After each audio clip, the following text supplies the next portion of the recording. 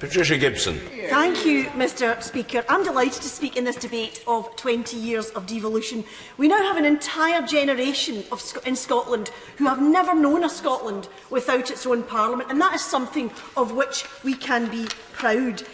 Scottish Parliament was born out of disappointment and frustration with the monolithic and remote set-up which is Westminster, and that created a thirst, a desire, a burning need for Scotland to have its own democratic Parliament. And what a 20 years it has been.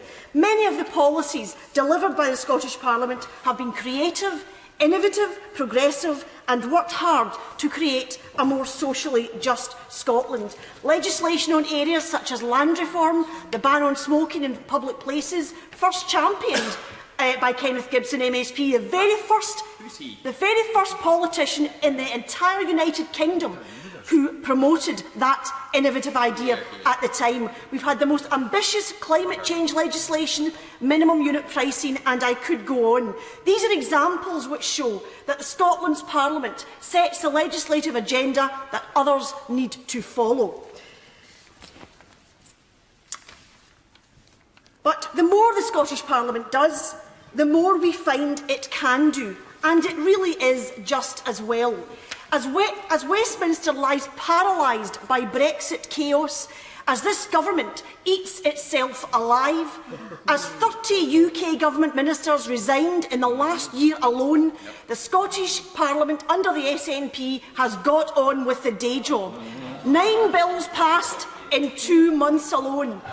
We have heard from the member from Inverclyde that issues such as tackling fuel poverty, extending social care to the under 65-year-olds who need it through Frank's Law, which the Tories voted against, by the way, enshrining safe NHS staffing in law, and a whole range of other measures to improve the lives of the people of Scotland. And of course, recently, the Scottish Government has been forced to concentrate its mind to do all it can to halt or prevent Scotland from the most damaging aspects of Brexit. And all of this, Mr Speaker, all of this in the context of a £2.5 billion cut to the Scottish Parliament's budget over the last 10 years under successive UK governments. I will not give way.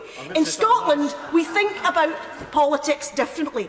We don't consider this Parliament sovereign. We don't consider the Scottish Parliament sovereign. In Scotland, the people are sovereign. And it is the duty of the Scottish Parliament and all who seek to serve Scotland in the political sphere to continue to work to improve the lives of the people of Scotland. And the voice of Scotland's people must be heard.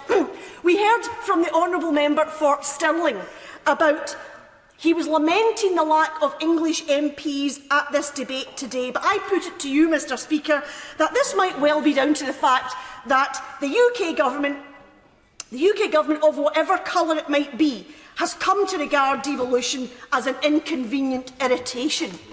We know that not every political party in Scotland shares the SNP government's view of Scottish independence, but the Scottish Government stands ready to work across the political spectrum to continue to deliver improvements to the lives of the people of Scotland, despite the fact that we know that some Tories have never really reconciled themselves to the existence of that Parliament.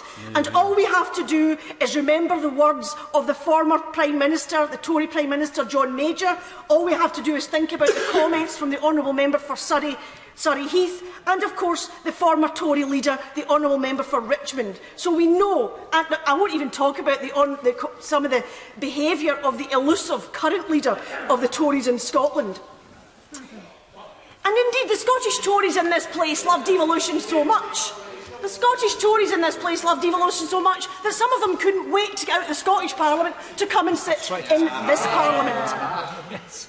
So the first 20 years of the Scottish Parliament has had a materially positive influence on the lives of the people of Scotland, and I am sure we will continue in the next 20 years to see such improvements.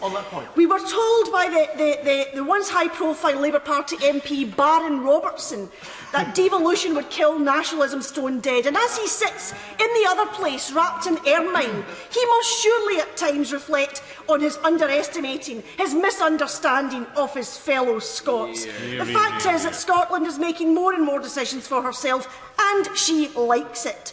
There is no going back.